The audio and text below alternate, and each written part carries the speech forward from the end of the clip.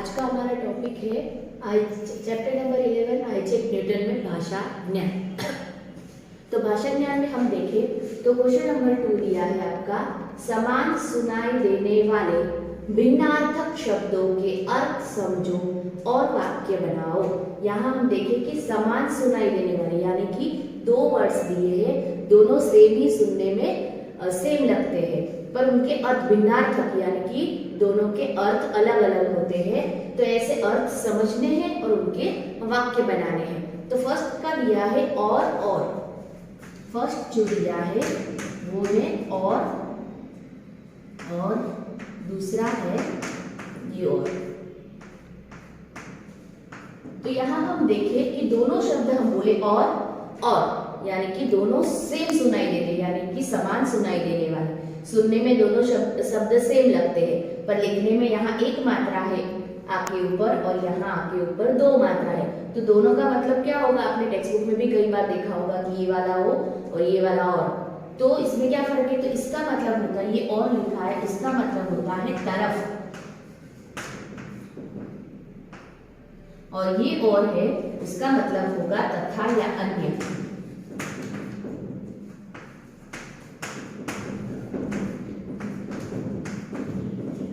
और का मतलब होता है तरफ और ये और का मतलब होता है तथा या अन्य।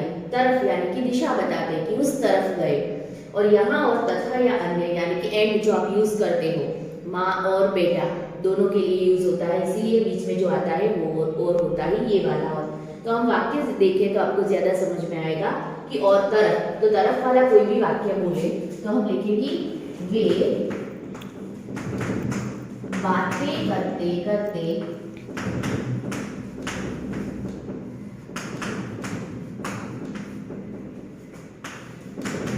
बस्ती की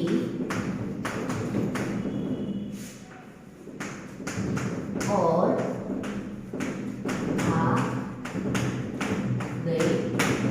यहाँ हम देखें कि वे बातें करते करते बस्ती की ओर आ गए, यानी कि वो बातें करते करते बस्ती की ओर यानी कि तरफ, बस्ती की तरफ आ गए। तो यहाँ और का मतलब ये हुआ। आगे हम देखें इसके अंदर इस सेंटेंस का मतलब और का तथा या अन्य। तो हम लिखे कि घर में वह था और उसकी माँ, घर में वह था और उसकी माँ, यानी कि घर में वह था और यानी कि तथा उसकी माँ यानी कि दोनों थे। तो दोनों दिखाने के लिए बीच में जो और आया वो दो मात्रा वाला है और कोई दिशा बताते हैं वो होता है एक मात्रा। तो और का मतलब तरफ और ये और का मतलब तथा या अन्य। तो आपको ये सेंटेंस आप अपने तरीके से कोई और सेंटेंस भी बना सकते हो। दूसरा दिया हुआ है दिन और दिन।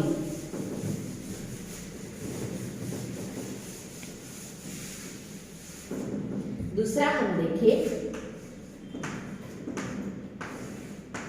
तो फर्स्ट दिया है दिन।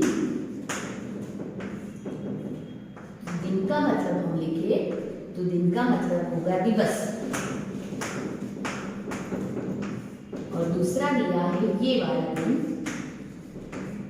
बड़ी की मात्रा, उसका मतलब होता है गरीब। देखें तो ये दिन यानी कि दिवस, तो ये दिन का वाक्य बनाए तो क्या बनेगा कि एक दिन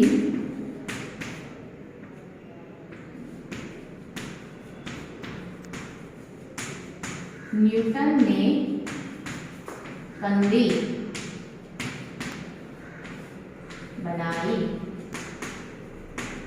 कंदील यानी कि लालटेन। तो दिन का मतलब कि एक दिन न्यूटन ने कंदील बनाई, दिन यानी कि डे की बात की है। यहाँ दिन का मतलब है गरीब। तो ये दिन का हम वाक्य बनाए तो हमें हमेशा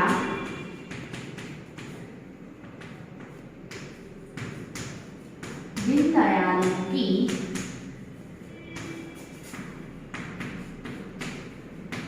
मदद करनी चाहिए। तो हमें हमेशा दीनदयालु यानी कि गरीब लोगों की मदद करनी चाहिए। तो यहाँ दिन का मतलब बनेगा गरीब और ये सेंटेंस के अंदर दिन का मतलब बनेगा दिवस यानी कि डे। तो यहाँ सेंटेंस के अंदर दिन और ये दिन का अलग अलग डिफरेंट होता है। सेंटेंस के अंदर हमने दिन और दिन का मीनिंग देखे कि ये दिन मतलब दिवस और ये दिन मतलब गरीब। प्रमाण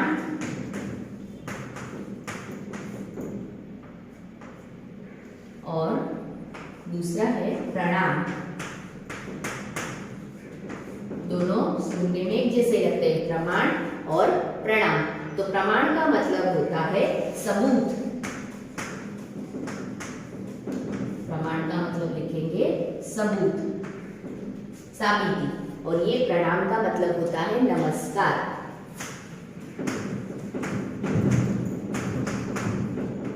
हम किसी को प्रणाम करते हैं, दो हाथ जोड़कर उसे कहते हैं नमस्कार। तो ये प्रमाण का मतलब होता है सबूत या फिर साबिती। तो हम उसका सेंटेंस लिखे तो रोहन ने सबूत यानी कि साबिती, रोहन ने अपनी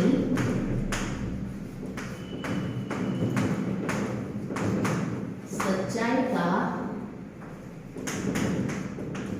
प्रमाण दे दिया। क्या लिखा है यहाँ हमने? रोहन ने अपनी सच्चाई का प्रमाण यानी कि सबूत दे दिया। तो इसमें ये प्रमाण आएगा। और दूसरा प्रणाम यानी कि नमस्कार। तो नमस्कार का सेंटेंस हम लिखे तो द्वारपाल ने सबको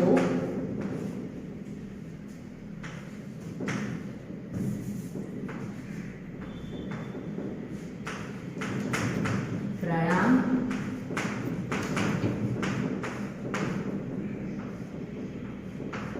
किया। द्वारपाल ने सबको प्रणाम किया। द्वारपाल यानी कि जो गेट के आगे जो सुरक्षा करता है वो द्वारपाल ने सबको प्रणाम यानी कि सबको नमस्कार किया। तो प्रमाण का मतलब होगा सबूत, साबिती और ये प्रणाम का मतलब होगा नमस्कार। तो यहाँ दो अर्थ जो दिए हैं, दो शब्द दिए हैं जो सुनने में समान लगते हैं पर उनके अर्थ है वो अलग अलग बनते हैं और वाक्य जब बनाते हैं तब हमें पता चलता है कि इसका मतलब क्या होता है। तो हम दूसरी एक्सरसाइज देखते हैं। क्वेश्चन नंबर 5 दिया है जो टेक्स्ट बुक में कि काल यानी कि समय, कौन सा काल बता रहा है। तो किसी भी कार्य के होने के समय को काल कहते हैं। कोई भी कार्य का जो समय बताते हैं कि कब हो रहा है तो उस समय को क्या कहते हैं? काल। तो काल के 3 प्रकार है। कितने प्रकार है? 3 प्रकार। कौन कौन से? एक है भूतकाल, वर्तमान काल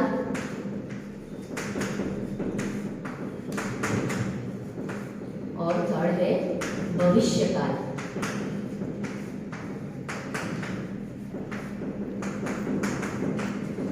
भूतकाल, तो भूतकाल यानी कि जो क्रिया है वो बीत चुकी है, पहले हो चुकी है, उसे कहते हैं भूतकाल। यानी कि पहले जो कार्य हो गया है।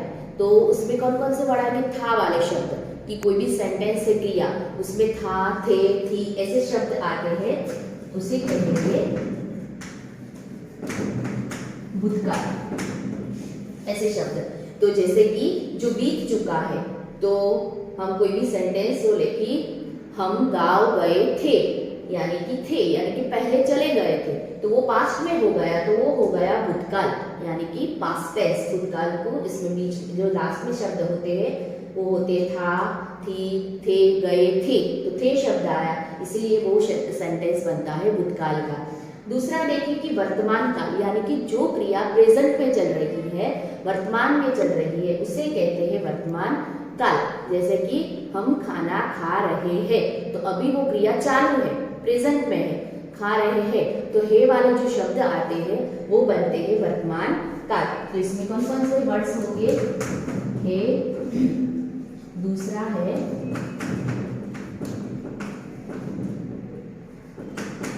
यहाँ हम देखें कि 2 है दिया, ये एक वचन के लिए, सिंगुलर के लिए यूज होता है, और ये प्लूरल के लिए जो डॉट वाला है ऊपर, ये तब यूज होता है। और हु, हे और हु शब्द जो आते हैं वो बताते हैं वर्तमान काल। और लास्ट है भविष्य काल, यानी कि फ्यूचर टेंस, जो भविष्य में होने वाली है क्रिया, कि हम मूवी देखने जाएंगे, अभी गए नहीं है और चालू भी नहीं, अभी प्रेजेंट भी नहीं है, जाने वाले हैं, यानी कि भविष्य की बात कर रहे हैं, जाएंगे।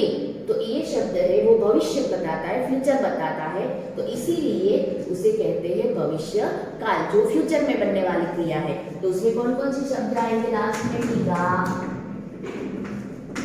ये या ही।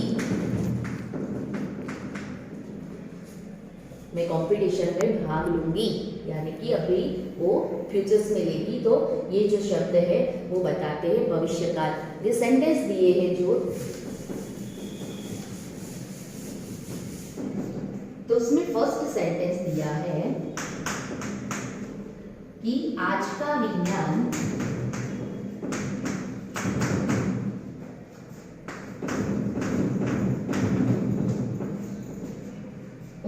उसकी खोजों पर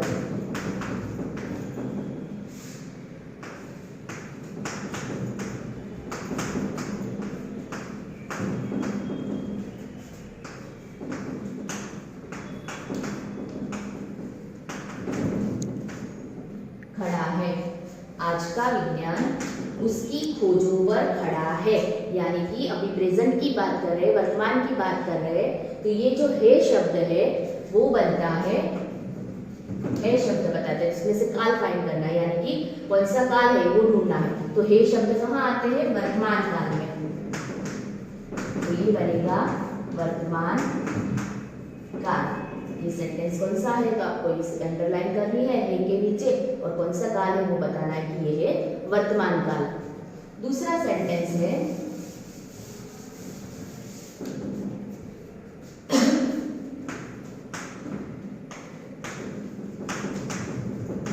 न्यूटन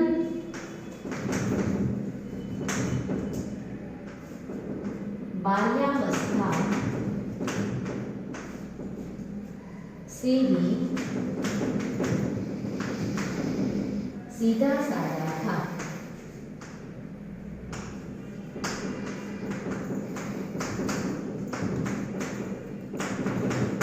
इसके अंदर हम देखें कि न्यूटन बाल्यावस्था से ही सीधा साधा था, यानी कि भूतकाल की बात की। यहाँ था शब्द आया, तो मैंने जो टाइप्स बताया इसमें था, थे, थी शब्द आते हैं, तो वो बताते हैं भूतकाल, यानी कि जो पास्ट में क्रिया हो चुकी है। तो बचपन की बात की कि ऐसा था, तो था शब्द कौन सा काल बताता है? भूतकाल, यानी कि पास्ट टेंस। और थर्ड सेंटेंस है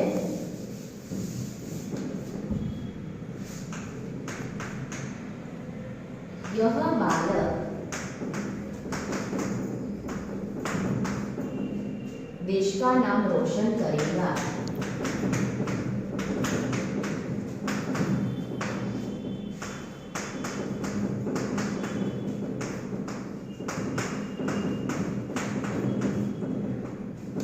तो यहाँ हम देखें कि कौन सा शब्द आया है? गा, करेगा। तो यह बालक देश का नाम रोशन करेगा, लेकिन फ्यूचर्स की बात की है कि भविष्य में वो देश का नाम रोशन करेगा। भविष्य की बात की है, गा शब्द आएगा, गेगी, तो ये शब्द बताते हैं भविष्य काल। ये सेंटेंस को कौन सा हुआ? भविष्य काल। तो इस तरह जो भूतकाल, वर्तमान काल और भविष्य काल है, जो काल के 3 प्रकार है, वो यहाँ हमने सेंटेंस से देखे। So I hope you all understood this topic very well. Thank you, have a nice day.